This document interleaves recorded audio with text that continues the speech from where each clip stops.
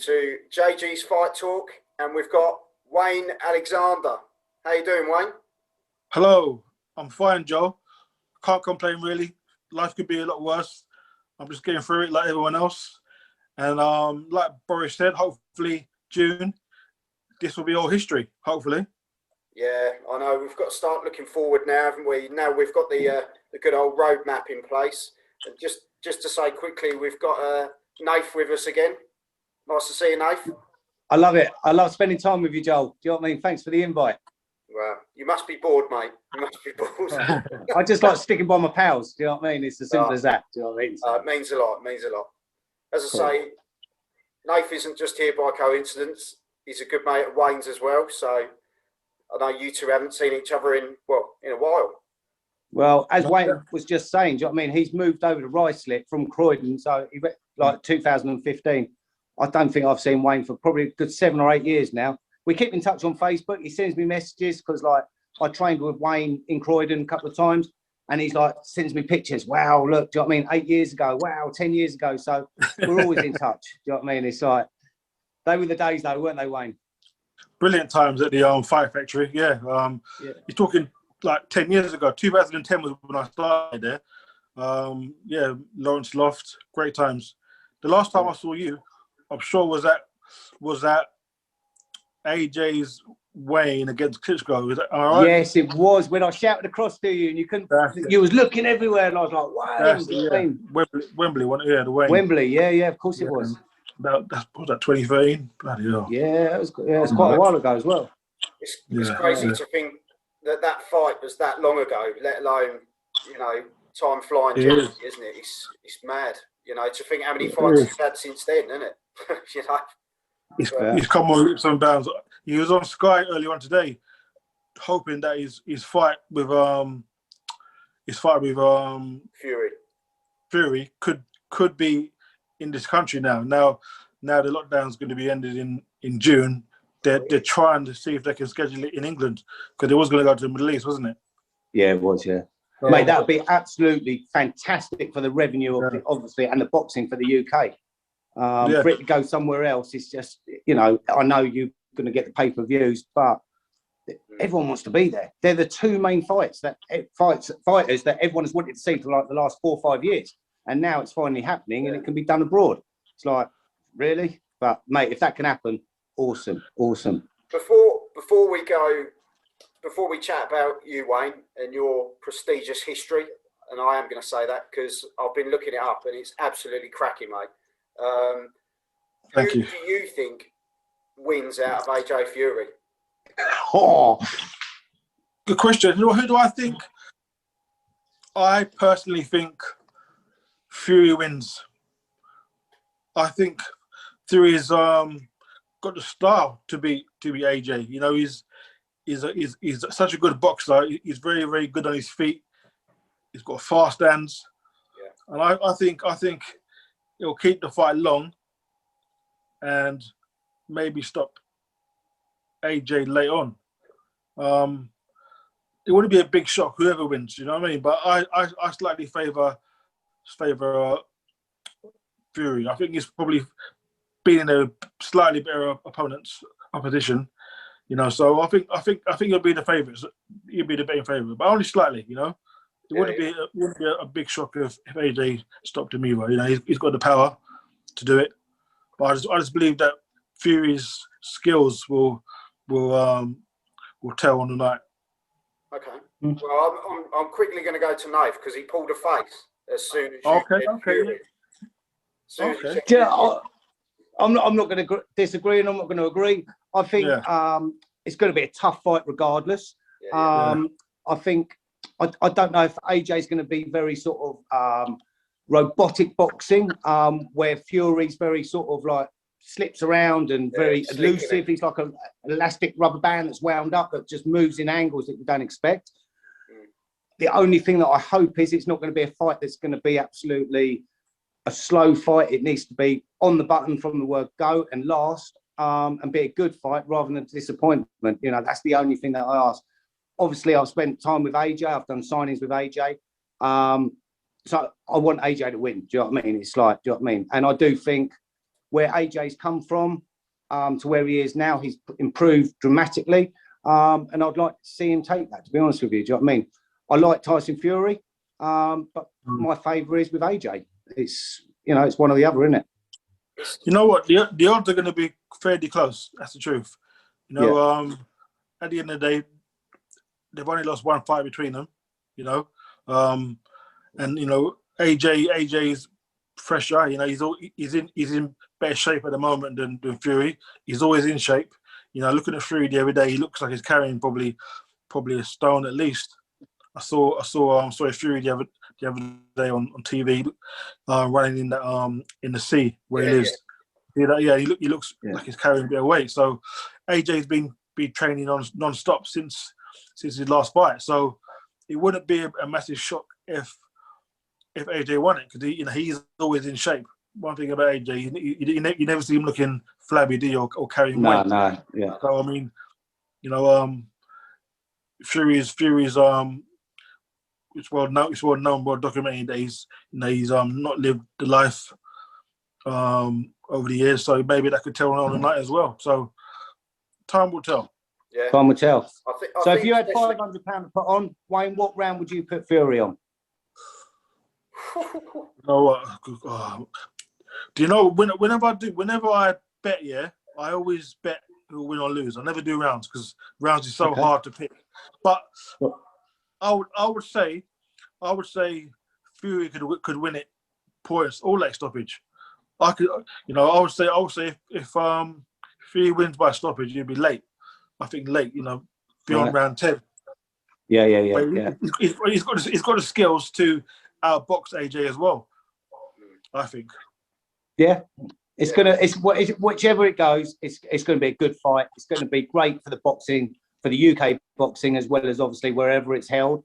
And I think it's a journey that's been waiting for so long, and finally it's happening. I just hope it's not a disappointing, a slow fight, or it finishes too early. You know what I mean? We want to see the best out of both boxers, and I just hope that that's what happens. Yeah, so do I. It's been a long time coming. I mean, again, Fury hasn't fought since it's a year now since he last fought, since he fought Wilder, and if this fight happens June, July, it could be 18 months since he fought. Yeah. So again, that people will sway more to AJ. Inactivity is the biggest curse for any fighter, especially at elite level. Yeah. You want to be fighting at least twice a year, even at that level. So whoever wins, I don't think nobody will be surprised. Nah, I agree. I'm looking forward to it. Absolutely buzzing for it. Especially when you look at how Fury was in his last fight against Wilder. His tactics, he said, I'm going to go out and I'm going to take it to him. And everyone was going, no, you're going to box on the back foot. That's all you know. That's all you're going to do. And he came out and it was superb, wasn't it? He absolutely annihilated Wilder. And this is a guy that's got power in his hands, and he just went for him. And I think it completely threw him. So you never know. You never know what you're going to get that night. And I think that's the excitement, like Nath was saying. It's going to be, are they both going to try and school each other, or are they both just going to go to war? You're right. I mean, it could be a very technical fight. Both of them could go in there trying to outbox each other. I think it will start off technical. Yeah, maybe the first two rounds, a little bit slow, and then all of a sudden something's going to go, and then one of them's going to go, right, that's it, let's go to war. I think that's my opinion on how it would go. But you're right. I mean, they're both being put down as well, so they both can go down. Fury's been down, never been stopped, but he's been down a couple of times. So they're both can be hurt. So yeah, it's so interesting. I can't wait for the fight. If the fight is over here, I'll try my best to get a ticket. Yeah, same as. We'll go together, Wayne.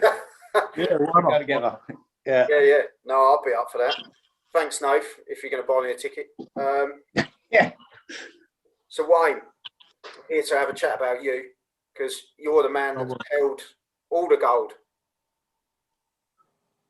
I would say all the gold. Some of the gold. Yeah, I didn't. Oh, Wayne, I left my chain off deliberately for that question. Okay. Well, you think you've captured the southern area, the British, the European, Yep. the world. Yep. Is there much more than that, mate? I don't know what other goals you want to talk about. Well, winning those titles was a dream as a kid, you know. Yeah. As a kid, you know, I remember watching the likes of, you know, Bruno, Van Wigan, Alan Mitner, you know, winning those titles. So winning those titles was a dream, and money can't buy, you know, those achievements. You know, yeah. I would have liked to. What was your what was the one for you? What was the title for you?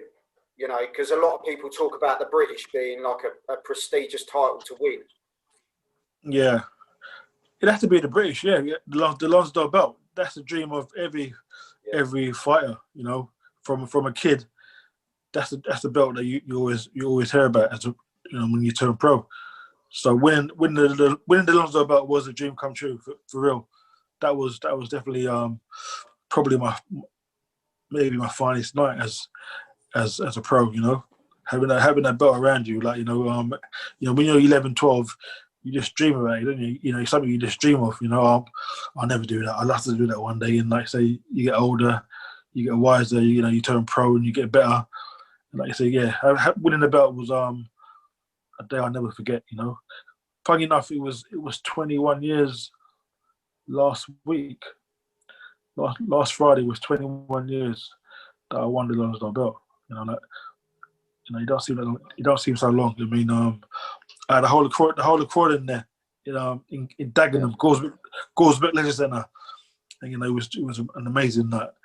You know, there was altogether probably about 1,000 fans between me and Paul Samuels. You know, he brought a couple coach loads down from Newport. You know, and it was atmosphere was brilliant, unforgettable. Do you think that British title still holds that same sort of feeling for fighters now? Do you think the British title is still sort of as prestigious now? No, it doesn't. I mean, good question. No, it doesn't. If you ask any old school boxing pundit or commentator, they will say, the Lonsdale Belt. Sometimes it's even bypassed. You know, funny enough, when I turned pro, that was the time that you got these intercontinental belts. You know, intercontinentals, and they kind of took over. So the Lonsdale Belt wasn't as sought after as it was in the 80s and 90s or even 70s. So winning the Lonsdale Belt now doesn't carry the same prestige as it did, back in the days. No, a shame really. I mean, it's even harder now to win it outright. Now you've got to defend it 3 times. Yeah. To keep it outright. Did you have to do that back then as well? Did you have to win it 3 times to have it outright?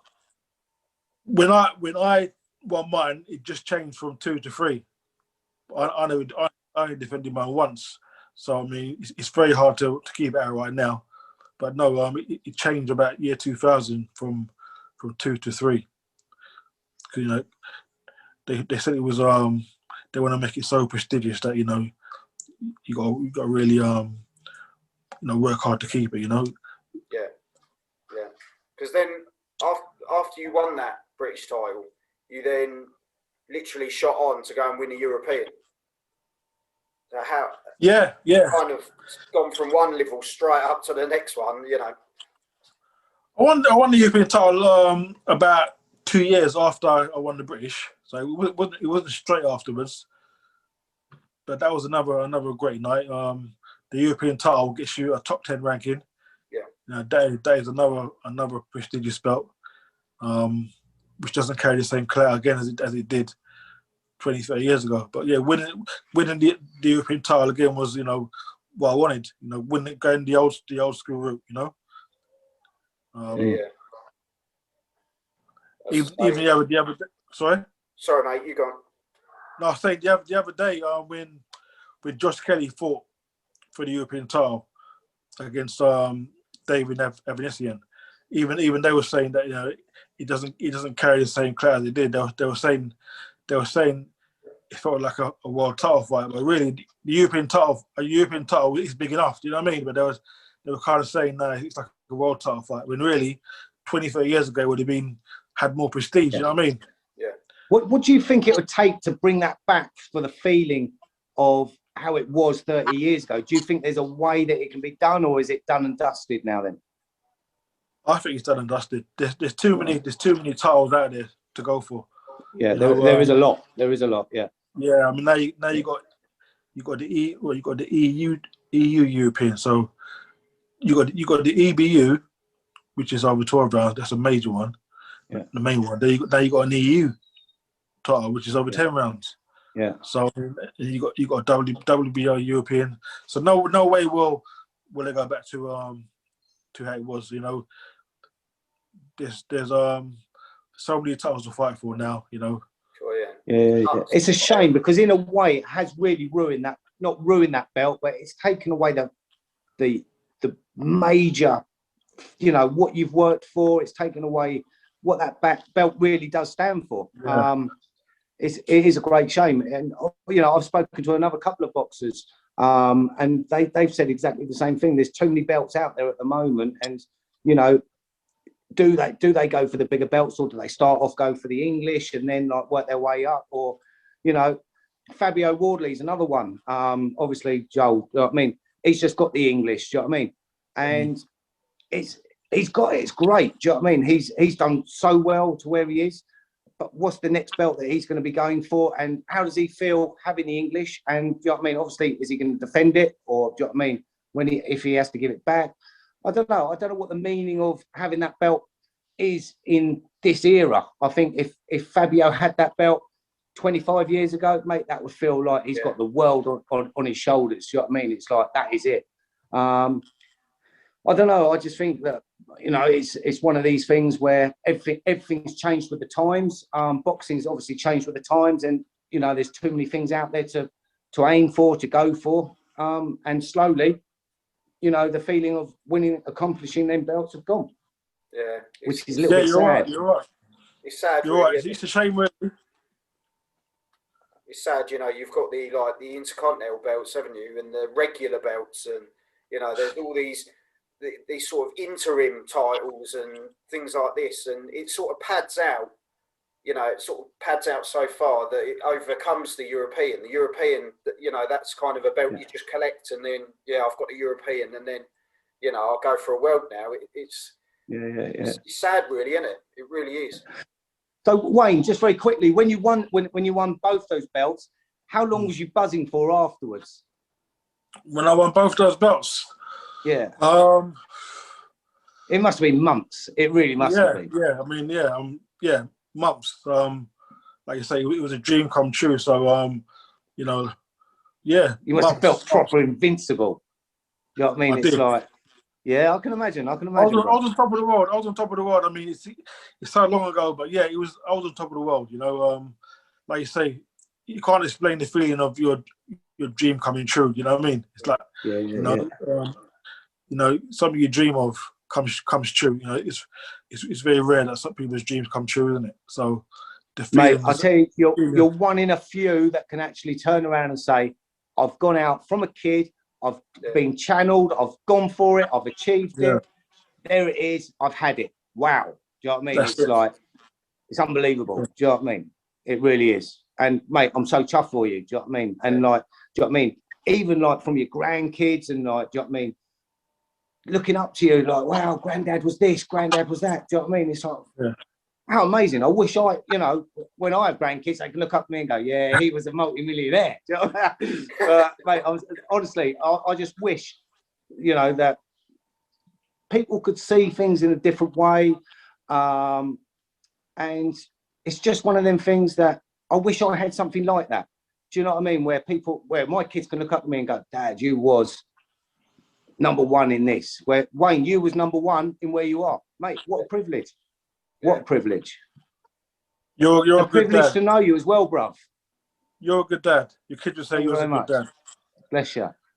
Bless you. That's what matters first. All my kids say, Dad was a good dad. He was there for me. You know what I mean? That's the main thing. Like I say, my man wasn't a boxer.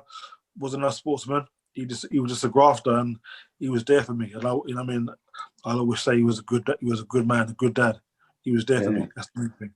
But like you say, yeah, having your dream come true is not bad either.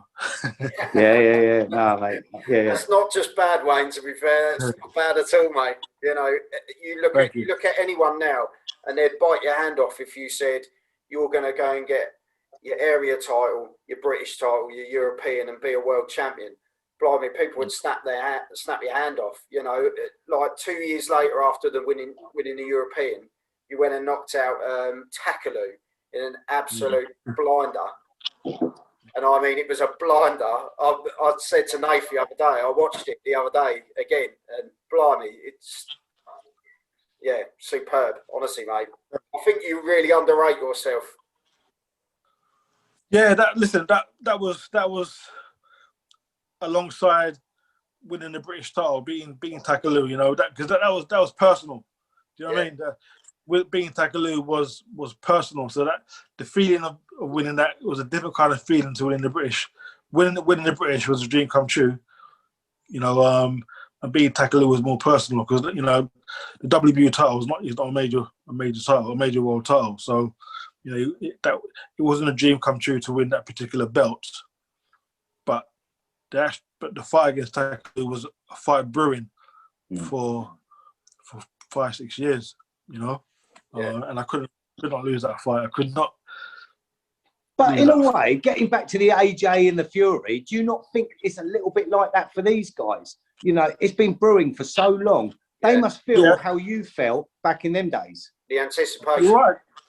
Because funny enough, I saw a piece on YouTube the other day where AJ was saying he sparred with Fury about 10 years ago when he just turned pro. Yeah. And I think he says that he put it on Fury and kind of wobbled him a little bit. I think Fury admits to it. So there could be a bit of a personal needle. I mean, I think they only sparred once. So yeah, there's probably a little bit of needle from the spar they had. But going back, but going back, you know, they've got how many years has it been? Oh, AJ Fury. So they must be going through exactly what you went through. You had 5 years of it. They've had 4 years of it. And how did that affect you physically and mentally? You know what I mean? Because obviously they're obviously in that process at the moment. You've been in that. If you could say something to one of them, what would you say? How would you say, focus on this, do that, do what you've got to do? Going back to what you said, it comes down to bragging rights, isn't it? Bragging rights. I mean, it's like who's the best in the country, even though it's for a world title, but they're both English boys. You know what I mean? So it's really about bragging rights. Who's the best kid on the block? You know what I mean? So that's what that is. Why it's so personal, because they're both English. You know, and but I would personally say just stay focused and just train. Stick to your game plan. Yeah. Don't have no regrets. Don't come out of that ring with any regrets, because nobody wants to wear anything. When you lose and you say, I was this, I was that, nobody wants to wear it, do they? Yeah. So did you have a game plan then, Wayne? Let's say 2 weeks before that fight with Taco, did you have a game plan? You was going to go in there, you was going to do this, or what was going through your head 2 weeks before, right up till fight night and getting through the ropes? He's going to kick my ass later. I had a game plan for the whole camp, 10 weeks. I mean, I had a game plan from before the fight was announced, if you know what I mean, because I knew one day we could meet. So I knew, obviously, I watched Takalu, he watched me. I watched him from when he turned pro. So I always had in my head how I would fight him. So it wasn't like And did you fight to your game plan? Or did you have to adapt and switch and, do you know what I mean, do other bits and bobs? At the end of the day, not being big-headed, but the fight didn't last that long. So for me to stick to a game plan, it didn't last that long, did it? The fight was over in 2 rounds. So there wasn't really a game plan as such because the fight was done in 2 rounds. My plan was to put him under steady pressure. The first round was even. Right. The second round, he was over, wasn't he? So I mean, yeah, of course. I couldn't really say that I stuck to my game plan as such. Because if you're going in for 12 rounds, you know what I mean, normally what you'd do is, right, okay, we test the waters in the first round, second round, put it on a little bit harder, up the game, 3 and 4, and I have him finished by 5. So was that going through your, is that what you thought? Or did you think, right, round 2, I want it finished? No. The plan was, like you said, the plan was to end the fight in the middle to late rounds. The plan was to put him on a steady pressure, wear him down, weaken him with body shots, stay on top, and to end it in the middle rounds. That was the plan, to end, round 6, 7. Yeah. That Obviously, was the plan. you've done it. No, I never thought he'd end in the second round. No, Right. I'll be lying to say that. But like you said, he hurt me in that round, didn't he? And Yeah. he left himself wide open, didn't he? He was wide open to a shot. So No, it was I don't think he planned that he'd hurt me so early either. So what I mean? No. Because normally the first round you test the water, you see how he's like on the jab, what his footwork's like, and then all of a sudden, come into the second round, it was game over. Do you know what I mean? Which, I don't know what would have gone through your head at that point. Do you know what I mean? But it must have been like, what have I just done? Do you know what I mean? It's like, did it feel real? Did it feel or proper? Do you know what? I told so many people about that night. When I landed the shot, right? Have you heard that? Have you heard when people say to you like everything went in slow motion? Yeah. And like honestly, I'm being deadly serious. I landed the shot, right? For a couple of seconds, everything went slow motion. It's a weird feeling because unless it happens to you, you can't really explain it. Yeah. Weird kind of feeling, like it didn't seem natural. It went in slow motion and then boom, then the crowd was roaring. You know what I mean? Like, but for a couple of seconds, it all went slow. It was it was a surreal feeling. It's hard to explain. Unless it happens to you can't explain it. Yeah. No, I do get that. When Marcus Blount, when I was boxing on the Queen's mate, all that was slow motion. You know what I mean? It was like, but mate, it's weird how you see things in different lights. You know what I mean? And like you say, you can put a shot on someone, and it feels like it's not even moving, and then boom, what a crack! And you think, wow, do you know what I mean? But I do get that. Yeah, that's it. I mean, it's a shot. That shot I practiced for years. That shot. The left hook of the roll. I practiced it for years on the pads in the gym sparring. I put guys down before with that, but that landed perfectly at the right time. Perfect. Yeah. That landed right time. Sorry? That landed flush. That was. I mean, like all those years of training, hitting the bag, hitting the pads. That when I needed it the most, that's when it delivered. So. Yeah, can't argue with that. Nice. Who trained you for that? Like when you're obviously, what gym was you training out of, Wayne? When you was training for these fights, and who trained you? Jimmy Timbers was my first trainer. Yeah. I trained probably Jimmy. Peacock or West Ham, Golden Lions. Peacock. We went to the West Ham only a couple of times, to tell you the truth. But the Peacock gym was where I was based for. I was with Jimmy from 1995 to 2003.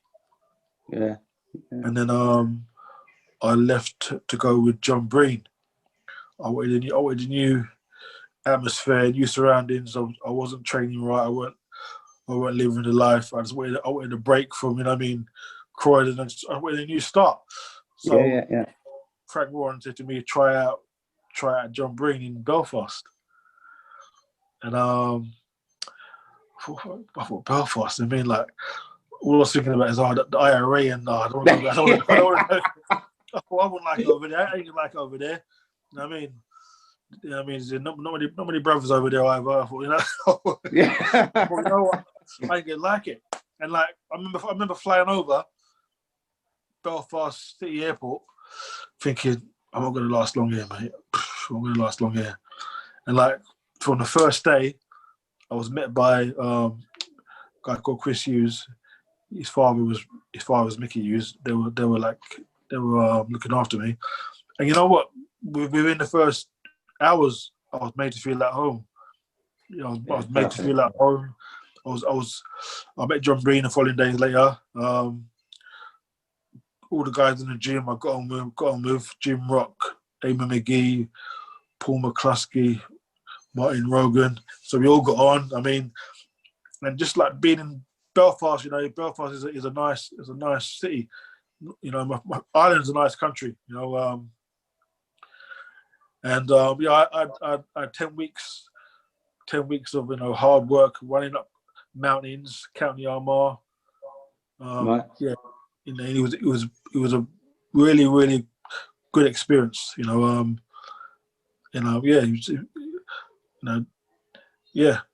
Great times. Different as Yeah, well. that's right. Yeah, different. Yeah, change is. They say change is good as a rest, and you're right. Of course. The change of environment, change of everything. Yeah, done me well. You think? Yeah. Wayne, you're a man of many talents. Am I? To be fair.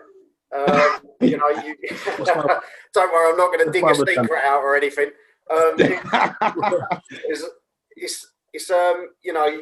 You obviously, after your boxing, you went into doing security and working towards being a bodyguard, and now you're a ref. That's it. Yeah, I'm a referee and a judge. So, how did that all come about? So, you've gone from punching people in the face to, watching them do it, fights and judging others. Do you know what? It came along by kind of like, how can I put it? By accident. I was at a show at the Clapham Grand in London. Danny McLaren's, wasn't it? Sorry? Was it Danny's show at Clapham? No, this was the police feed the fire brigade. Army. Oh, yeah. And basically, a referee pulled out sick, so they were short of referees. And somebody asked me, do I want to have a go? I was like, fuck you know, man. I mean, like I got all nervous thinking, no, I don't want to do that. And I was pushed by a couple of mates, go give it a go, man, give it a try. You know what I mean? Like, you might like it. So basically, I refereed a couple of fights. I was absolutely shitting myself. It felt like the crowd are watching me, even though they're watching the two boys fight. But you feel like it was watching you, because like, like, am I gonna make any mistakes? Am I gonna fuck up? And I didn't do too bad, and I came out and I liked it. It was a different kind of buzz. Do you know what I mean? Different kind of feeling being in the ring, and I liked it. And I said to him, I won't mind doing that again. So they penciled me in, and then the word goes about. You know what I mean? I put the word around, and Ross Mittner got hold of me. Good old Ross said to me, "Do I want to try and work with Queensbury? Yeah. Work with them." And like I said, the rest of this year really, it's been like I've been doing it about 8 years now. Yeah. You're doing the ultra white collar as well, aren't you, Wayne? Well, ultra white collar boxing, boxing. I'm licensed by the by BIBA, British and Irish Boxing Board. So I was the last year I was very, very active.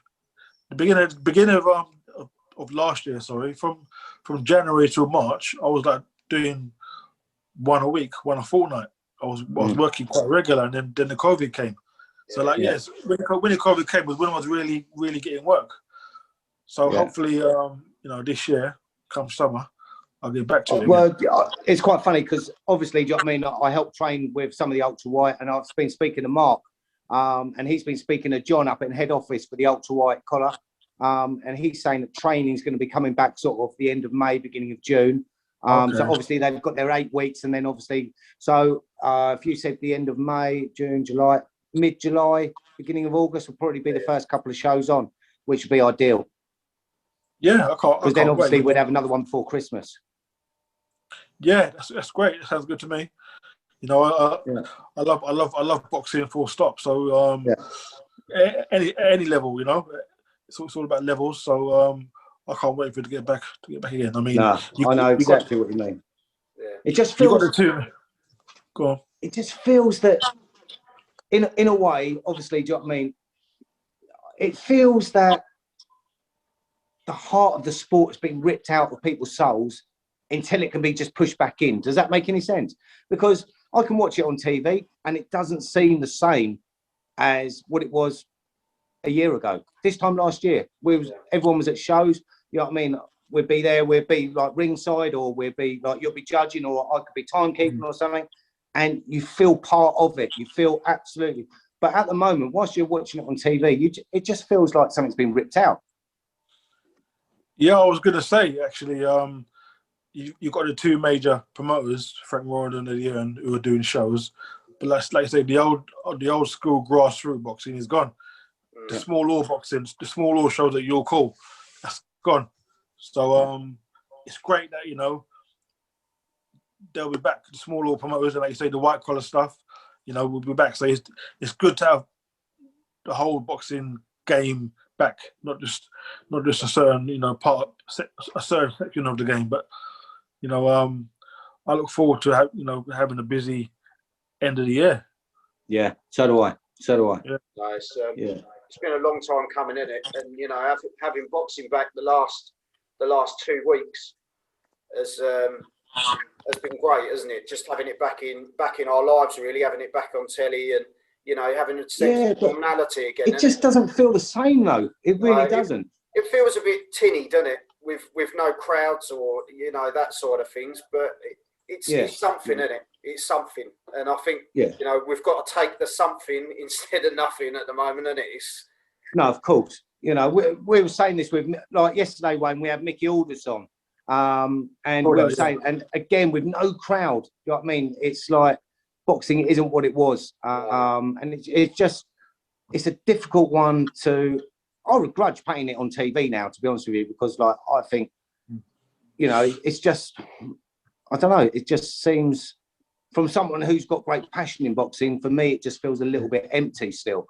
But maybe that's just me. Well, now, listen, I agree with you. I was asked at the beginning of this, when they had boxing behind closed doors, and I was asked what I thought of it, and I said, it seems a bit like glorified sparring. Yeah. You know what I mean? Like, which is true. I mean, I asked myself, if I was fighting at this time, would I, and I was offered a big fight, would I take it or not? And part of me says yes, obviously, because you want to fight, but part of me would say no, because the crowd is what a lot of fighters thrive on. That's it. So it must be very hard, like you say, having that. For example, Josh Kelly the other day, I fought in a big major European title fight with no crowds. Yeah. This is what we were saying. This is what I said yesterday. Like, obviously, when we had Michael Aldous on, this was one of the conversations. I said to him, if that was me, I would turn around and say, for 6 months until, you know what I mean, I'll just hold out. I'll hold out. I'd push it for as long as possible until they said, right, okay, no longer, you've got the fight.